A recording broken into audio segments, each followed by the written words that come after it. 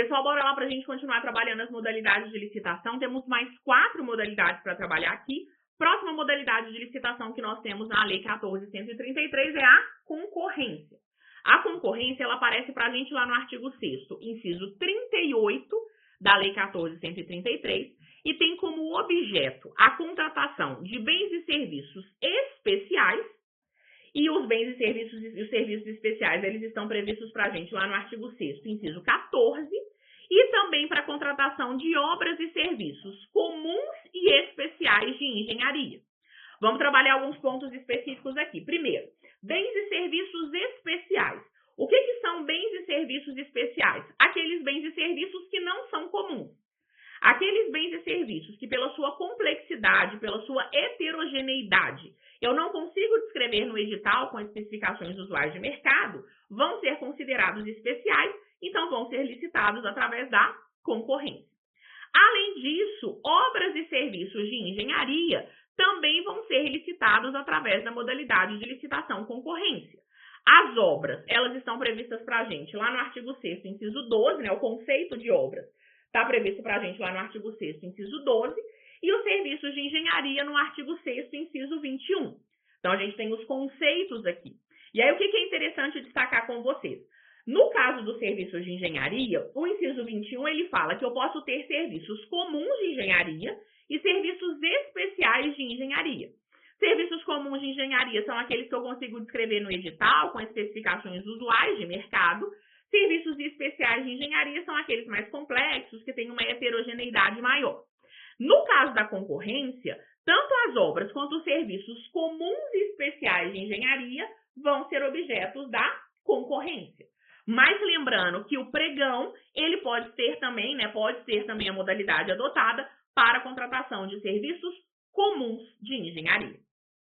Outro ponto que aparece lá no artigo 6º, inciso 38, são os critérios de julgamento que podem ser utilizados na concorrência. Eu vou só listar eles aqui, porque a gente vai ter um bloco só para falar dos critérios de julgamento, tá? Mas quais são os critérios de julgamento que podem ser adotados na concorrência? Nós temos a possibilidade do menor preço, da melhor técnica ou conteúdo artístico, do técnica e preço, do maior retorno econômico ou do maior desconto.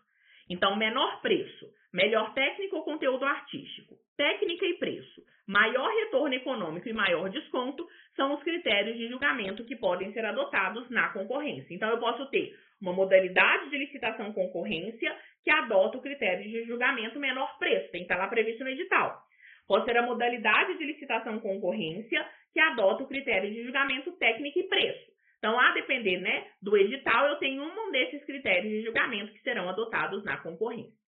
E, por fim, a questão do procedimento, só lembrando que o procedimento, de acordo com o artigo 29, aplicado para a concorrência, é aquele procedimento previsto no artigo 17, que é o procedimento também do pregão. Beleza? Depois da concorrência, nós vamos para o concurso. O concurso, gente, dentre essas modalidades, foi o que menos sofreu alteração ou que não sofreu grandes alterações. O objeto do concurso continua sendo o mesmo objeto do concurso que a gente tinha lá na Lei 8.666. O concurso, ele aparece para a gente lá no artigo 6º, inciso 39, e ele é a modalidade de licitação utilizada para a contratação de trabalho técnico, científico ou artístico. Não confunda a modalidade de licitação concurso com concurso público, tá, gente? Aqui, a administração não está querendo servidores, que é o que a gente faz em concurso público. Aqui, a administração está querendo contratar um trabalho técnico, científico ou artístico. Ela não quer contratar a pessoa, ela quer contratar o trabalho que a pessoa fez. E aí, aquela pessoa, aquele trabalho que for considerado o melhor trabalho, o autor do trabalho recebe uma remuneração ou prêmio que estava previsto no edital, vai embora para casa e a administração pública fica com aquele trabalho e com os direitos relativos àquele trabalho, tá certo? Com relação ao critério de julgamento, de acordo com o artigo 6º, eu vou adotar, no caso do concurso, a melhor técnica ou conteúdo artístico. Então, a única modalidade de licitação que nós temos aqui é a melhor técnica ou conteúdo artístico. E, por fim, o artigo 30 da Lei 14.133 traz para a gente o procedimento que vai ser adotado na modalidade de licitação concurso.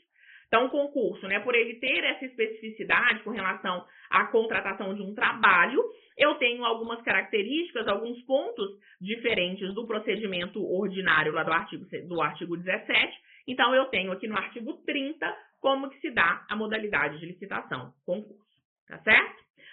Falamos do pregão, falamos da concorrência, falamos do concurso. Próxima modalidade de licitação que nós temos é o leilão. O leilão, ele aparece previsto para a gente lá no artigo 6º, inciso 40. E aí, aqui, com relação ao objeto, a gente tem um ponto interessante para destacar. Na lei antiga de licitações, na lei 8666, o leilão, ele era utilizado para alienação de bens móveis e inservíveis para a administração, bens legalmente apreendidos ou penhorados. Os bens imóveis, em regra, na lei antiga, eles eram alienados através da concorrência. Então, quando a administração queria vender um bem imóvel, ela deveria adotar lá no texto antigo, né, da lei antiga, a modalidade de licitação concorrência. Só excepcionalmente é que existia uma possibilidade de se adotar o leilão no caso de bens imóveis. Agora não. Agora a gente tem os bens imóveis já inseridos aqui no leilão, o que faz muito mais sentido. Então, o leilão, ele tem por objeto a alienação de bens imóveis ou móveis inservíveis para a administração ou legalmente apreendidos. Então, seja alienação dos bens imóveis, seja alienação de bens móveis que a administração não usa mais, ou dos bens legalmente apreendidos, eu tenho através do leilão. E aí, o leilão, gente, ele é muito parecido com o leilão que a gente já vê na vida, né? Que é quando eu tenho uma coisa vendendo, as pessoas apresentam os lances e quem apresentar o maior lance fica com aquele bem. Então, o critério de julgamento que vai ser adotado no leilão é o maior lance. Então, as pessoas apresentam lances de quanto que elas vão pagar por aquele bem que a administração pública está querendo alienar. Quem apresentar o maior lance fica com aquele bem. E, por fim, o artigo 31, ele traz alguns procedimentos ou algumas especificidades com relação ao procedimento no caso do leilão. Para terminar, última modalidade de licitação, porém não menos importante, porque é uma novidade, como eu disse para vocês, é o diálogo competitivo. O diálogo competitivo, ele está previsto para a gente lá no artigo 6º, inciso 42. E ele tem por objeto a contratação de obras, serviços e compras em que se realiza diálogos com licitantes previamente selecionados, mediante critérios objetivos, para buscar alternativas para atender as necessidades da administração. Deixa eu te explicar um pouquinho a questão do objeto aqui do diálogo competitivo. Às vezes, gente, a administração pública, ela precisa comprar alguma coisa, ou contratar um serviço, ou contratar uma obra. Ela tem uma necessidade, mas ela não consegue identificar qual é a alternativa que atende melhor essa necessidade da administração. Seja por questões de inovação tecnológica, seja porque no mercado não existe nada que atenda especificamente aquilo que a administração pública está precisando. Então, ela não tem de cara exatamente o que ela quer contratar. Ela tem a necessidade dela. E aí, o que ela pode fazer? Adotar o diálogo competitivo. No diálogo competitivo, vai ser publicado um edital com critérios objetivos para os licitantes que quiserem participar. E aí, esses licitantes, eles vão ter um diálogo com a administração. Então, a administração vai sentar com cada um desses licitantes, vai explicar a sua necessidade e aqueles licitantes, eles vão apresentar qual que seria a alternativa que eles teriam para atender aquela necessidade da administração.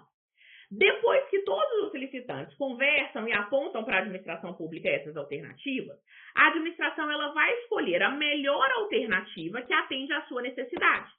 Vai firmar o contrato com o licitante que criou aquela alternativa? Não.